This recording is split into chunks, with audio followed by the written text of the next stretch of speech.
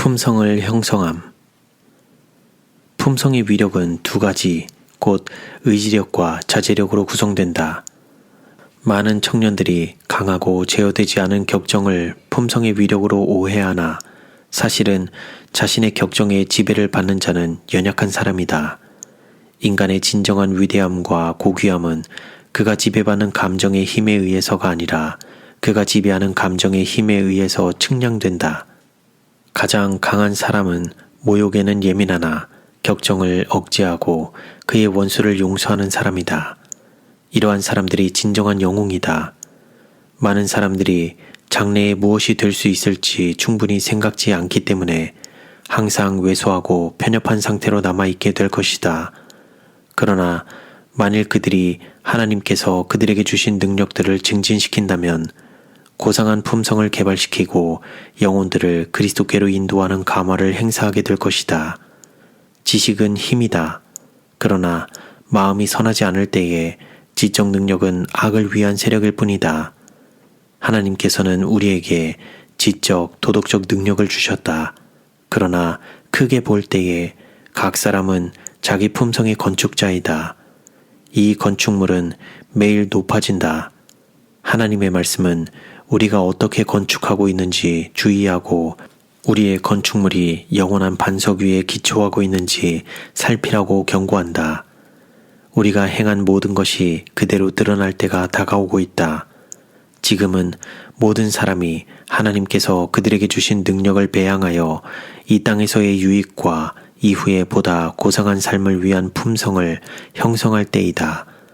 아무리 하찮은 것일지라도 생애의 각 행위는 품성을 형성하는 데에 영향을 미친다. 훌륭한 품성은 세상의 재산보다 더 고귀하다. 그리고 그것을 형성하는 일은 사람이 할 수 있는 일 중에 가장 고상한 것이다. 환경에 의해 형성된 품성은 변덕스럽고 조화되지 않는 모순덩어리이다. 이러한 품성의 소유자들은 생애에서 고상한 목표나 목적을 가질 수 없다. 그들은 다른 사람들의 품성에 고상한 감화를 끼치지 못한다. 그들에게는 목적도 없고 능력도 없다. 우리는 이 땅에서 배당받은 짧은 생애를 가치 있게 사는 지혜를 가져야 한다. 하나님께서는 당신의 교회를 살아있고 헌신적이고 일하는 교회로 만드실 것이다. 그러나 몸체인 우리 백성들은 현재 이에서 멀리 떨어져 있다.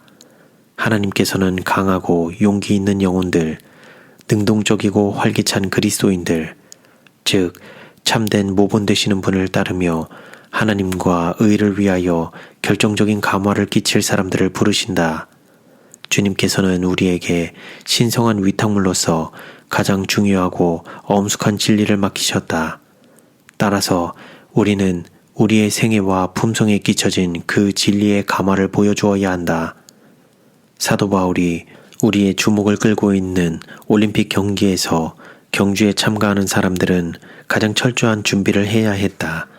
그들은 여러 달 동안 서로 다른 교사 밑에서 신체의 힘과 활력을 불어넣기 위해 마련된 육체적 훈련을 받았다. 그들은 신체를 가장 건강한 상태로 유지할 수 있는 음식만 먹도록 제한을 받았으며 그들의 의복은 각 기관과 근육을 조이지 않는 것이었다. 지상의 영예를 위하여 경주하는 자들이 성공하기 위하여 그토록 심한 훈련을 받았다면 주님의 사업에 종사하는 사람들은 성공하기 위하여 그보다 더욱 철저하게 훈련을 받고 준비해야 되지 않겠는가? 하늘의 사물들은 지상의 사물들보다 더욱 가치가 있으므로 그들의 준비는 지상의 영예를 얻기를 갈망하는 자들의 그것보다 그만큼 더 철저해야 하며 그들의 열렬함과 이타적인 노력 역시 그만큼 더 커야 한다. 근육과 마찬가지로 마음도 더없이 근면하고 끈기 있는 노력으로 단련해야 한다. 성공으로 가는 길은 왕궁의 수레를 타고 가는 평탄한 길이 아니라 끈질긴 고투로서만 극복할 수 있는 장애물 투성이의 울퉁불퉁한 길이다. 우리의 행동이 자신과 다른 사람들의 미래의 역사에 어떠한 영향을 끼치게 될지 우리는 너무 모르고 있다. 자기들이 하고 있는 것이 별로 중요하지 않다고 생각하는 사람이 많다.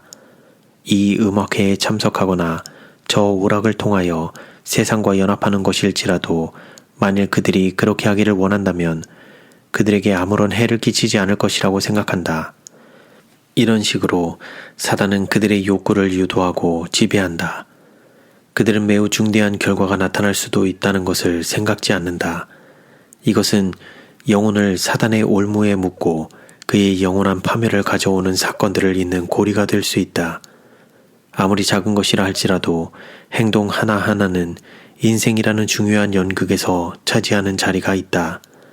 단 한 번 식욕을 만족시키려고 한 것 때문에 죄가 세상에 들어와 비참한 결과를 낳았다는 사실을 생각해보라. 하나님의 아들들과 사람의 딸들이 부정한 결혼을 함으로써 홍수로 인한 세상의 멸망을 가져온 배도를 낳았다. 극히 사소한 방종이 엄청난 변혁을 불러일으키고 있다. 오늘날의 형편이 바로 이렇다. 신중하고 사려 깊은 사람이 매우 드물다. 그들은 이스라엘 백성처럼 권면의 말씀에 귀를 기울이는 대신 자기들이 하고 싶은 대로 할 것이다. 그들은 주목을 받을 수 있는 모임에 참석함으로써 세속적인 요소와 결합한다.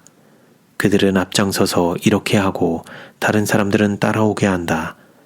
자신들은 물론 다른 많은 사람들까지도 한 번 했던 것을 다시 하게 될 것이다. 그들이 걷는 걸음걸이 하나하나는 그들 자신들의 양심과 습관뿐 아니라 다른 사람들의 그것에도 영속적인 영향을 끼친다. 이런 것을 생각하면 인간의 생애가 얼마나 존엄한 것인지 알 수 있다.